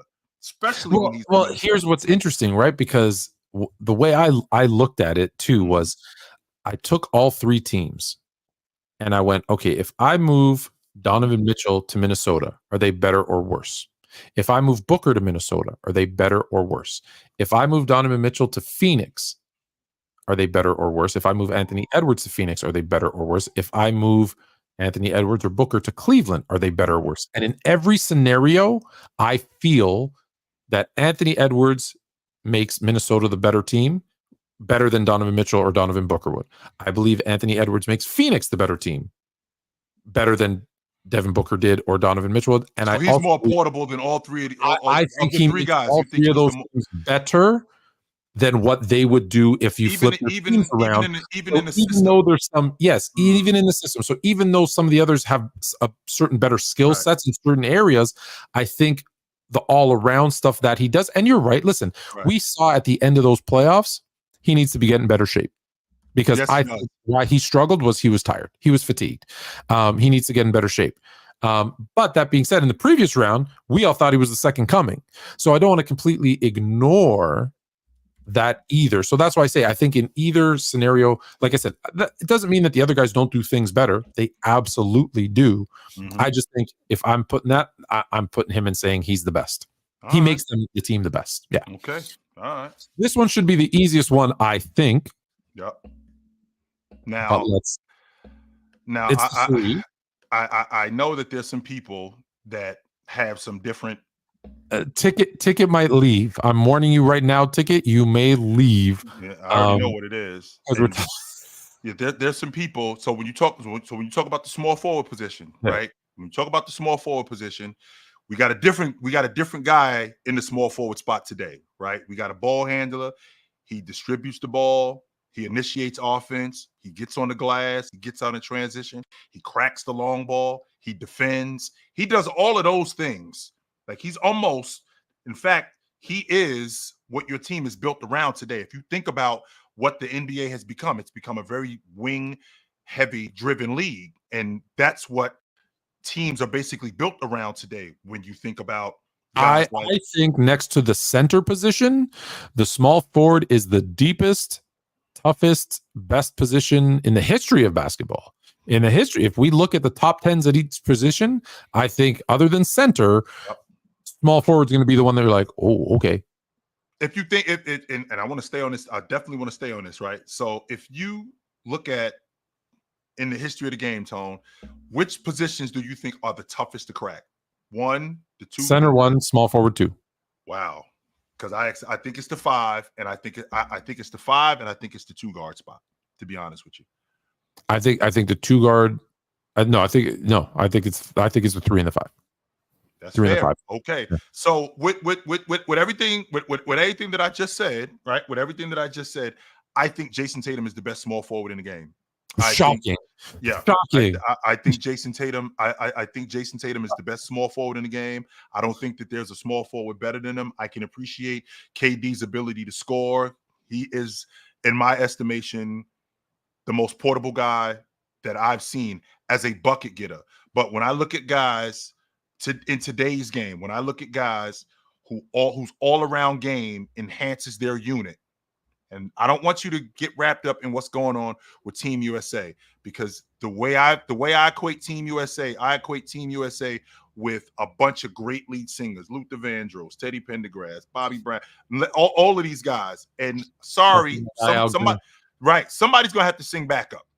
I'm sorry, we're not gonna be able to write all the songs for you guys. Somebody's gonna have to sing backup. So with that being said, you're not gonna be able to see these guys at the best that they can possibly be. So because you're not going to be able to see these guys at the best that they can possibly be, you're going to get confused about who they are. Watching Jason Tatum, watching everything that he does with the Boston Celtics, his durability, his ability to crack the long ball, create his own shot, defend, rebound, all of that stuff mixed into what they're doing in Boston, I think he's the best small forward in the game. I think when you look at the league today, there's really 3 names that kind of stand out at the small forward position above the rest. It's Jason Tatum, Kevin Durant, and LeBron James. And I think, as I said to you 2 weeks ago, because we did have a week off, people forget. Yes, we did. We weren't here last week. Mm-hmm. As I said to you 2 weeks ago, I have an issue with Jason Tatum, because I keep waiting for him to be the Jason Tatum that we think he's going to be. Mm-hmm. There's still some inconsistency stuff. There's still some, I'm not saying he's soft, but there is a question to his veracity at times. Mm-hmm. But he's got all the tools. He's got all the tools to be that guy. You know how I feel about Kevin Durant. I think Kevin Durant is a guy that you when you're putting a posse together and you need a sniper, and you're like, we're bringing him in. He's not our lead guy. He's not rallying the troops. He's not but he's gonna sit there on the back of the horse, ding, ding, ding, ding, and ping off. He might ping off more people than anybody. He's not gonna miss anybody. He's not gonna miss. Ding, he's ding, not gonna miss ding, anybody. But he's not leading the posse. Right. I've been watching a lot of Westworld lately. I don't know. Going out in the all right. But he's doing his thing. He's a hired gun. He's a mercenary. But do I trust him if I need a defensive stop? If they're double teaming him and I need him to be a playmaker, if I need these other things, I don't. Now look, everybody knocks me on that. There's a whole breaking news on the other channel that you're on. It's a breaking news. He broke a record in the Olympics. Mm-hmm. And and we actually had this conversation earlier, Tone, and Katie's done nothing to get. That's my point. He's done nothing. I wanted to talk to you about this in a little bit of detail when asked why is it what's more value? Do they value Olympic rings, Olympic gold medals, or NBA championships, and why? Of course, NBA championships. Yeah, of course it is. Mm-hmm. How can an Olympic gold medal, be valued more when there's one team? Right. Like if it's the other parts of the world. That's what that's where I was at with it. I said it depends on where you are. USA wins, and we've already discussed there isn't more than 2 players on any of the other teams in the world that could crack Team USA's roster. How is that so what? Yeah, we went and put an all-star team together and we beat the high school team. Okay. So right. I don't get a goal. I don't get that. So it's not KD for all of those reasons, because he's your mercenary. So I go back to the fact, and I can't believe I'm saying this, that 39-year-old LeBron James, who is now a 3-point threat, right? He's shooting threes.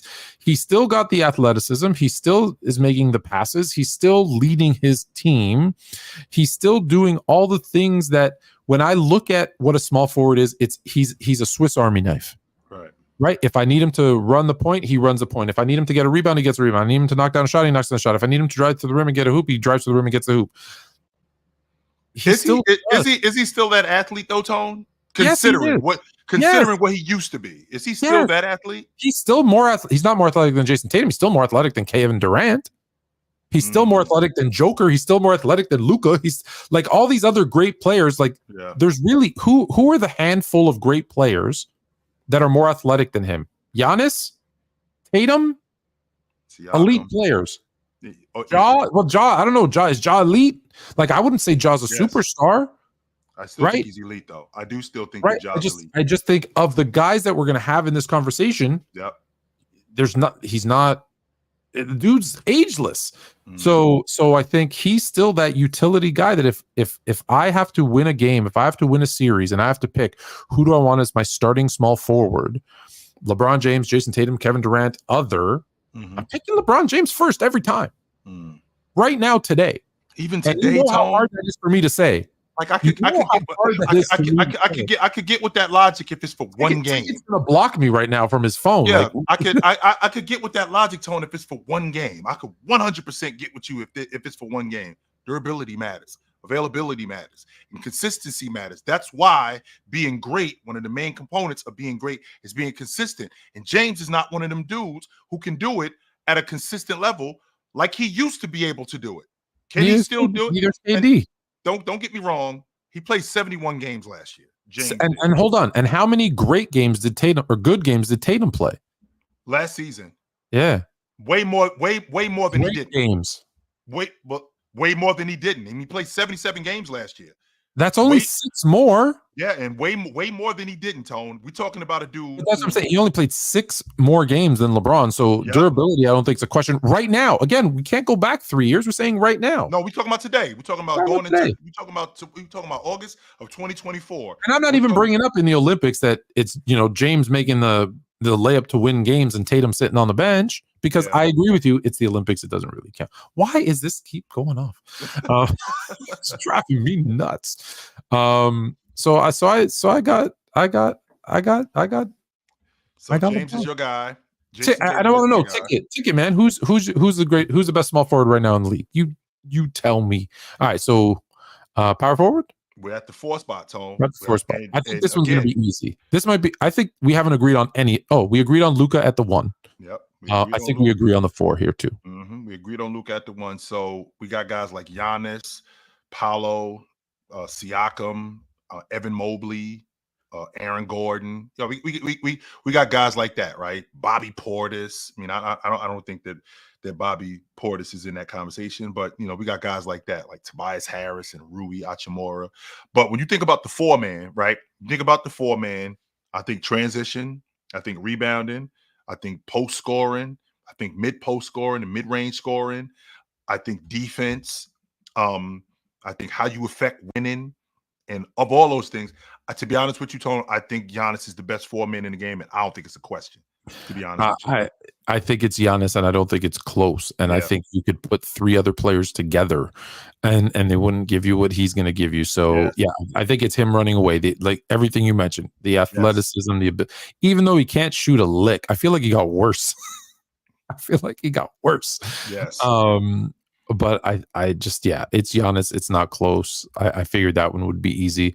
So let's jump right into the one that's going to be maybe controversial. Is there anyone? Okay, let's say you weren't allowed to pick Giannis. Let's make it a little bit. Who would you pick if it couldn't be Giannis? If I couldn't pick Giannis, the other 4-man in the game that I'm thinking about. I mean, I think Anthony Davis is a 4. I think Bam is a 4. They do play the 5 though. To be fair, they should be playing the 4. They play the 5. So Pascal Siakam plays the 4. Mobley plays the 4. I don't think Evan Mobley is there yet, though.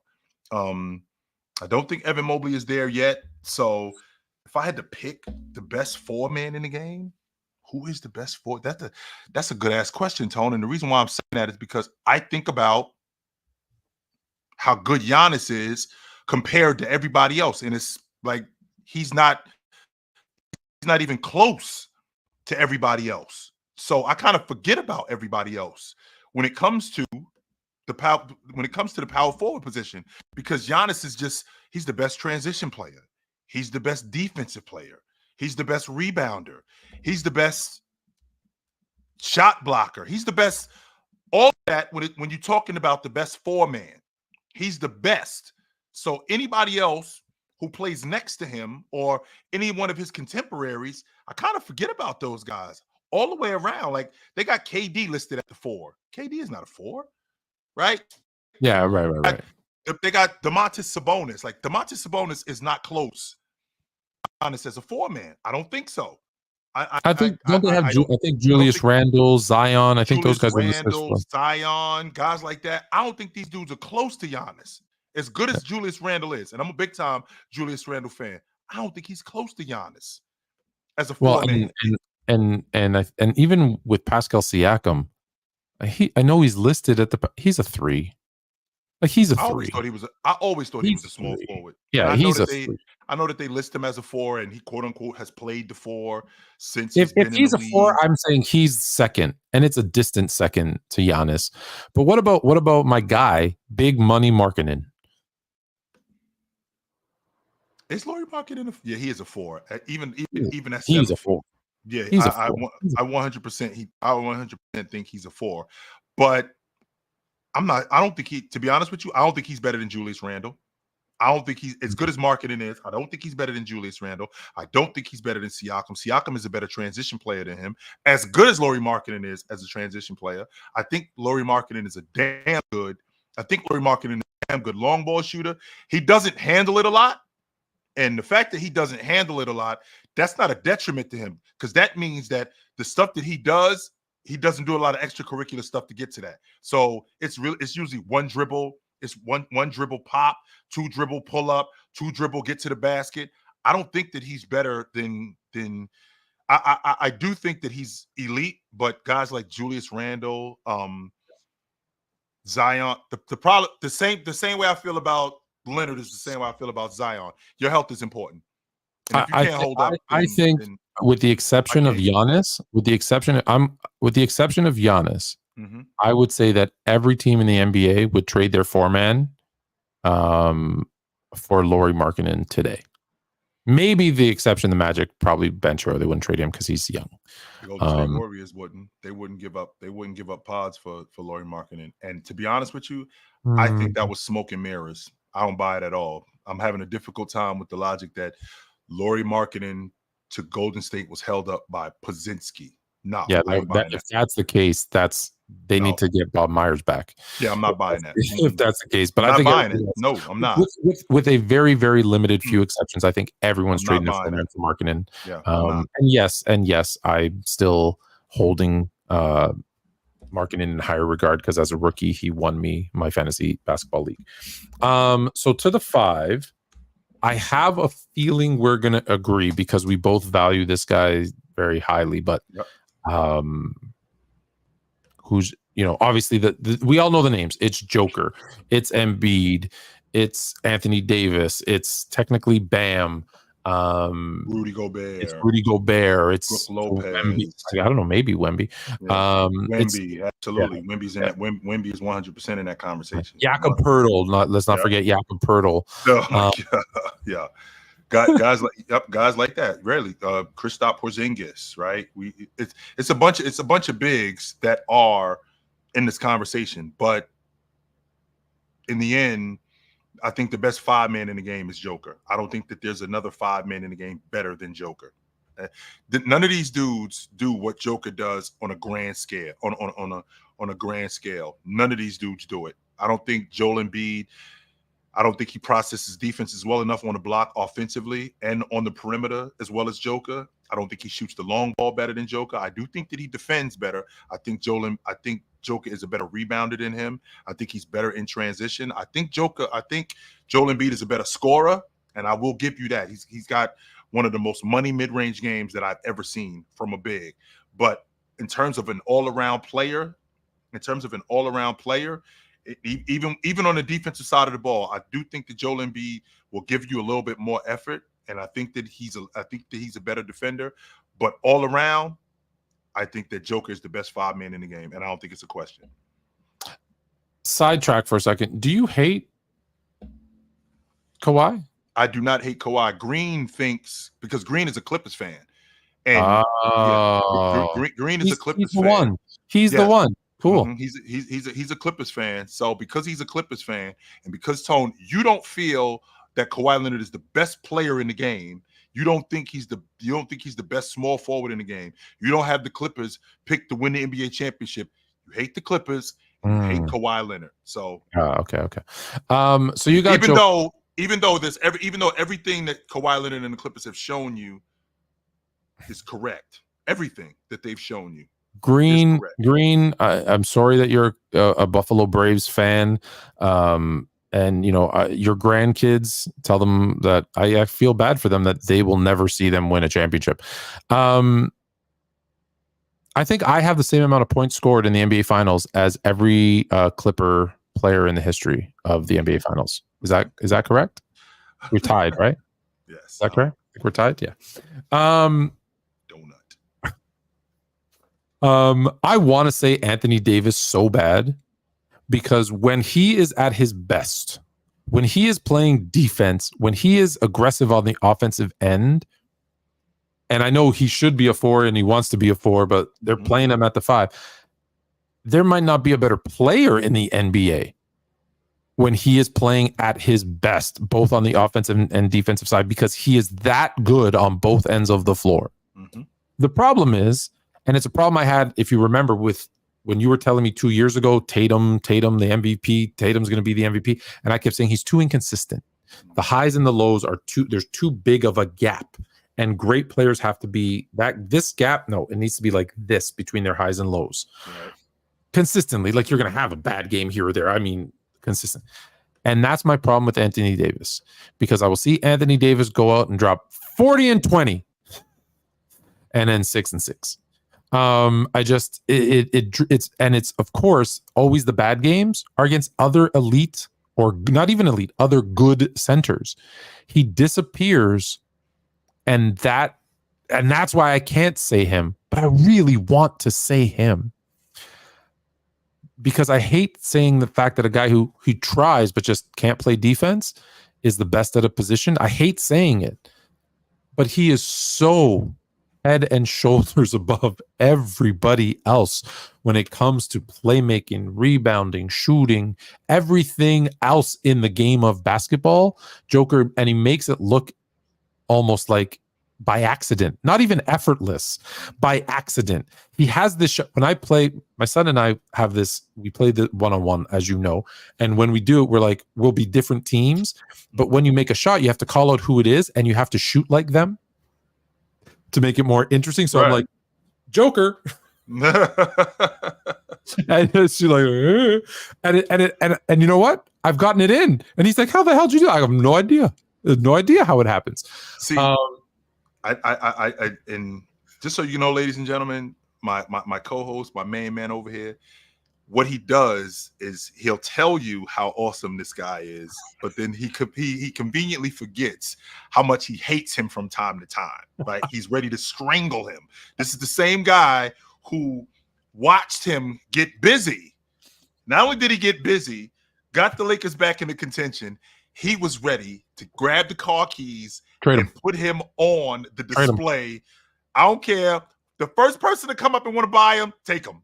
I have never carried another man's bags in my life. I will carry. He was out. There's only 2 people that I've ever offered it to. Okay, 2.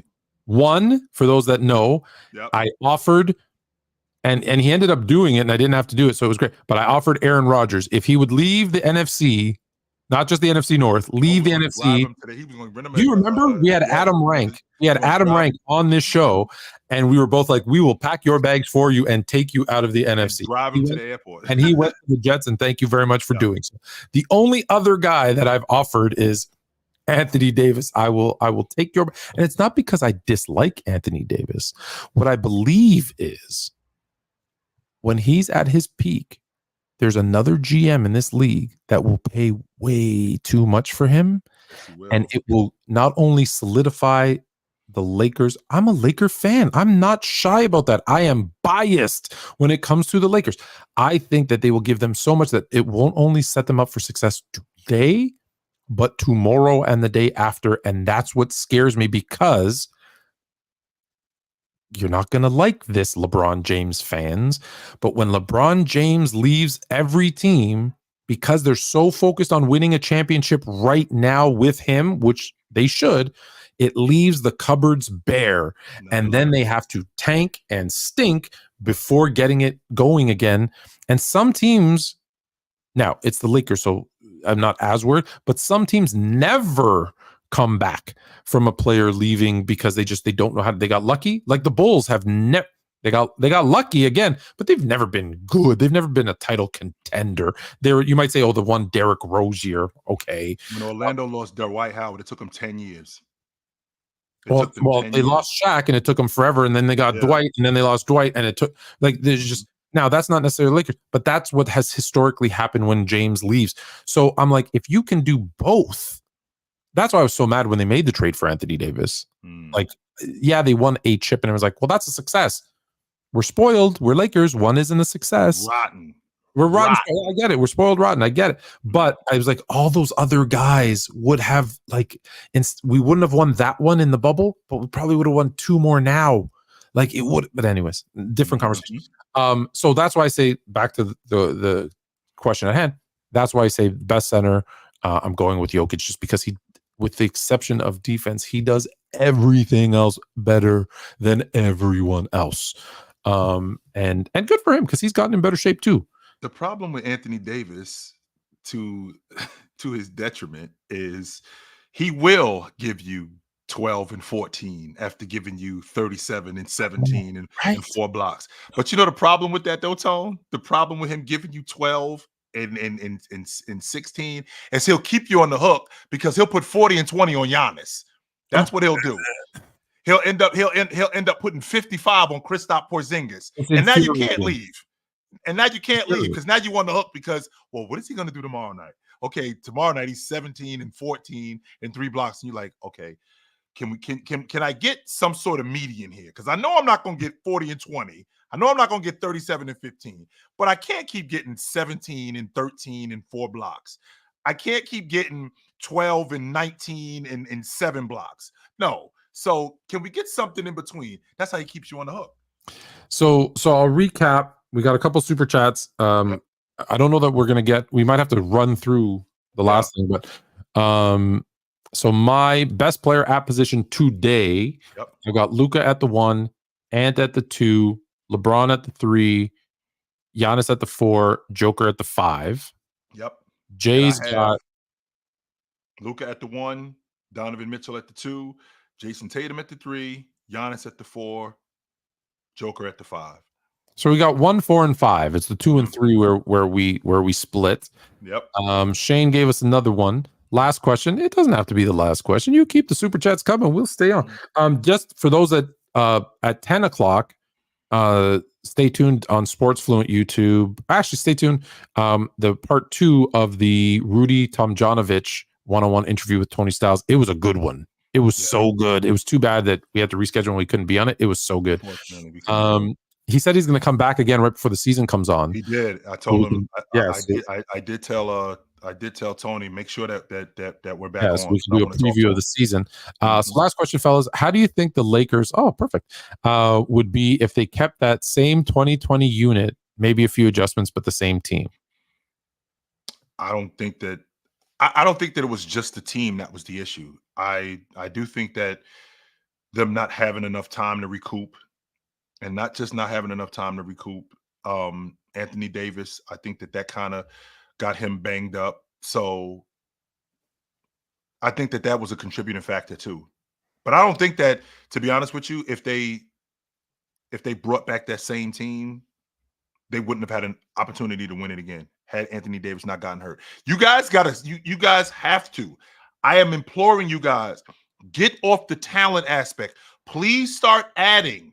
I'm asking you one more time, guys. Please start adding fortune into winning, because winning, being good, isn't good enough. You need some things to go your way.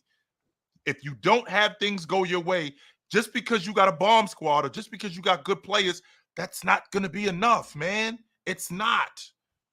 Do you think that Laker team, Tone, you think your Lakers, do you think y'all out in the first round if Anthony Davis is healthy? They were up 2-1 in the series against Phoenix.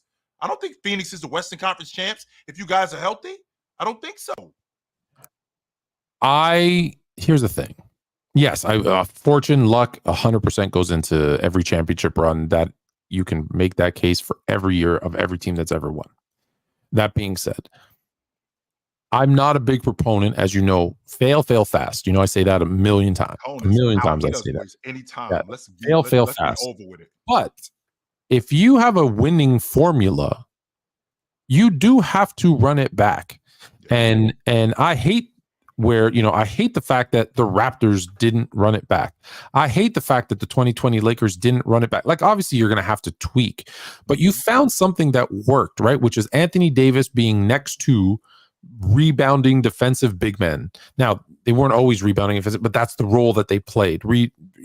Alex Caruso as a perimeter defender. You found something there. Mm-hmm. Why would you blow it up? Like, you don't blow up something that worked. Right? As much as I criticize, and you have criticized Portland after they got to the Western Conference Finals and then they ran it back. No, it didn't work. You had to change something and you ran it back. No, you failed. It's going to fail again. So I hate the fact that the Lakers didn't do it in 2020. I hate the fact now Kawhi left so then they could do, but the Raptors didn't get to do it. I hate the fact that the Bulls didn't say last dance. Let's make it the last dance. You know what I mean? Like, especially because it ended up being a shortened season. Like, one more time. Give it a shot. Now, if people leave and whatever, it's beyond your control. Cool. But I think the Lakers would have, again, Anthony Davis gets hurt, but if those guys are all back, maybe not as much weight is put on his shoulders. Maybe he is able to take the first little bit of the year off. Like, that's another thing I keep telling teams. Like, you win a championship, right? Ease them in. You don't need to win in October. You don't need to win that much in November. I go back to look at the 98 Bulls. Pippen's hurt, right? I think he only plays 44 games that season. Mm-hmm. They start, I want to say 0-6 or 0-8 on the road. Nobody panicked. They didn't start trading everybody. They were like, just calm and steady. He's going to come back, right? Mm-hmm. Anthony Davis, again, easy. Tone, if I'm not mistaken, it was Phil Jackson who said, yo, y'all better get what y'all can get right now, because when we get Scotty back, we can run the table. Yeah. So and I would have said Anthony Davis, LeBron James getting older a little bit. I'm going to ease these guys into the season because it was a long, when you go on those runs, because don't forget that season was broken. And then, right, it was the bubble and it was weird. Right. Ease them into the next season because they didn't have the same typical offseason that they would have had. It was even shorter than usual of a championship run.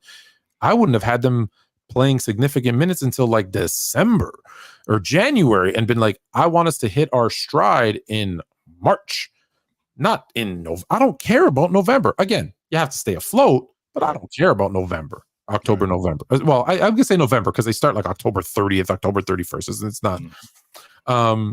So that's I think they had they played it right, kept the roster together and played it right, they would have been fighting for to defend their title. The Tribe won.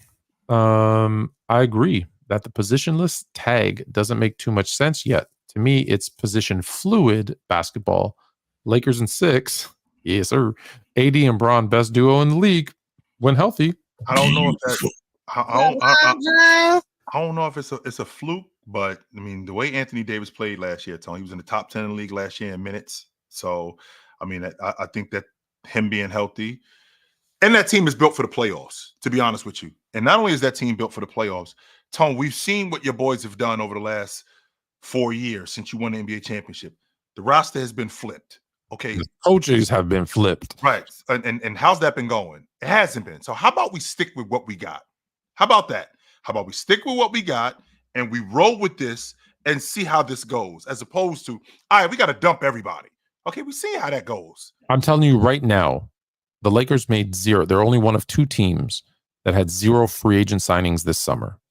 They will have no less than 5 in-season trades, and you'll have a new head coach next year. It's one and done for JJ. That's it. One and done for JJ. He doesn't even know that Jameer Nelson wasn't on his team in the playoffs in 2010 because he was injured since February. Come on. Tone, this is a dumpster fire. And he said he watched the game a week ago. Yeah, I'm bringing that up again. Yes, you are. Oh my God. We have 7 minutes. So I'm going to do, I don't know. Do we want to save it for next week? The top 10 teams of all time? Okay, we'll save the top 10 teams of all time for next week. I don't even, you know what? I'll drop the link if one person, whoever gets in first, wants to jump in and say something. Because we went really long with something. I don't know what we went really long. Damn, that's shot up a lot. But yeah, the position. Well, let me go back to that positionless thing for a second. It's not position fluid. It really isn't. It's position expansion. It's asking each position to do more. The point guard now isn't just bring up the ball, facilitate the offensive pass. It's bring up the ball, facilitate the offense, pass, shoot when I have to, come off ball when I need to. It's more. The center isn't just rebound and block shots. So I'm still doing my job, so you just added more to it. That's what. That's what you're doing. All right. What up? What up, Marcus? What's up, Chill? What's up, Fluent? What you got, man? For my best each position, I got Luka, and man, it's so with the 3 guard. I mean, not 3 guard. For the 3, it's so hard because I want to say Tatum so bad. So say it then. Then don't. Let me get Tatum because I like his defense more. I think he's more consistent on that side. For the 4, Giannis. Incorrect answer. And for the 5, that's easy. That is easy. So you got Luka, Ant, Tatum, Giannis, Joker. Yeah.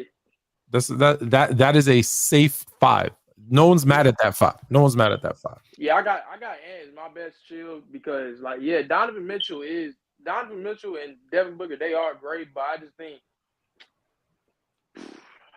what Ant just does in the playoffs and his defense, like what Fluent has said before, when you can't get your shot going, what other things can you do? And I think when Ant doesn't have his shot going, he's elite on defense. I think you've seen that in Game 7 of the Denver series. Sure. I think a year ago you saw with the Lakers with that game. Like he could just But do he's like more but things. how, but how with what you just said, right? With everything Yeah. that you just said, how much he struggles offensively. I don't just mean as a scorer, but just offensively. How much he struggles. But like as a playmaker or passer? Yes, and the fact that how good he's going to be, he ain't there yet. I ain't saying that he's Donovan Mitchell was struggling like a year ago versus the Knicks. He struggles too. But D with Book that also. being said, that was a new unit. That's number one. Number two, Right. that's the same team that the year before they were a playing team. This is the same team. He gets on that crew. They're a top 5 seed in the East. They go from being a playing team to a top 5 seed. How much better does he make them? Now, of course, the bright lights playing in the playoffs kind of threw guys like Jared Allen and Evan Mobley off the track. Donovan Mitchell did get outplayed in that series. I won't argue that. He didn't get as busy as I would like. But then this season, I'd like to think that I got a guy who actually won me a playoff series. I think he won them that playoff series against Orlando. When I think about as good as Jared Allen was, even though he was beat up, as good as Evan Mobley is, and Evan Mobley is, I thought that series was over in 5, to be honest with you. I didn't think it would go 7 games. I was actually surprised. No, I'm talking about the Celtics series. Like like with the Celtics series, I thought like if Jared Allen and Donovan Mitchell was there for like 3, 4, I think he could have got extended for like it could have went to 6. One more game, I think it would have went to 6. No doubt about that. I think they should have swept them. But the reason why they didn't sweep them is because you got the Donovan Mitchell game, right? Yeah. You getting the Donovan Mitchell game. I mean, that kind of player, to me, I feel like he enhances your unit so much. And when a guy that's that good plays bigger than what he is, it just makes I feel like it just makes him even better. Yeah, for sure. Yep. All right, man. I appreciate it, Marcus. All right, Mark. We got one. Just because of his name, I'm gonna ask this question. Bronny or Thanasis? Fudge Pants. Fudge, just so you know, Fudge. Oh, I you know know this sounds. Fudge? We do not. I do not know him, but No. just so you know, and I know this may sound ridiculous to you, Thanasis was a professional basketball player before Giannis showed up. He was playing pro basketball. So He did. He was drafted by the Knicks. That is true. Let's not make this sound like this isn't the J.R. Smith situation where J.R. Smith got his brother on the Knicks for $500,000 and the dude clearly couldn't play. No, it's not that situation. I think it's because he's still in the league, and we see people always show the low lights. Thanasis does have some highlights. Right. He does have a lot of athleticism. Like like you said, he was drafted. Like they didn't draft him because Giannis was a free agent, and they were like, "Oh, if we draft him, we can sign him." Right. They did draft him first. So, that being said, Bronny or Thanasis? I'll take Thanasis today. I'll take Bronny in the future because I think Bronny's going to be a player. I do. I'll say that neither one of them should be in the NBA today, tomorrow, ever. Bronny definitely should be in the league right now because he's not ready. He's not ready. He's not. So with that being said, we out. We done. Yep. Stay tuned for the Hoopstorians. Are you going to jump on or no? I don't even know to comment. I did not know that. I did not know that I was. You're always invited. You're always invited on every show. I'll remember that in the future. I do have something to do tonight, but all right. Oh, yeah. Well, yeah. I'll talk to you off air. I'll find out what that I don't. It's not like that. That's not like that. No, not like all right, that. brother. No. Yes, sir. We will see you guys soon. But until then, put on a suit, drink water, don't drink and drive. Hey, man, call your mother. When last time you talked to your mother? I talked to my mother last night. Tone, my mother is one of those moms that all you got to do is say one thing, and here she goes, and it just won't stop. I took my mother and father out for lukumades. They're these little pastries, Greek pastries, yesterday. Mm-hmm. So we good. And I love my mom. She once she gets going, my mom can go for hours. She just won't stop. So it was good to see you guys tonight. We will see you guys soon. But until then, take it light, but take it. Absolutely. Good to see you guys, man. No doubt.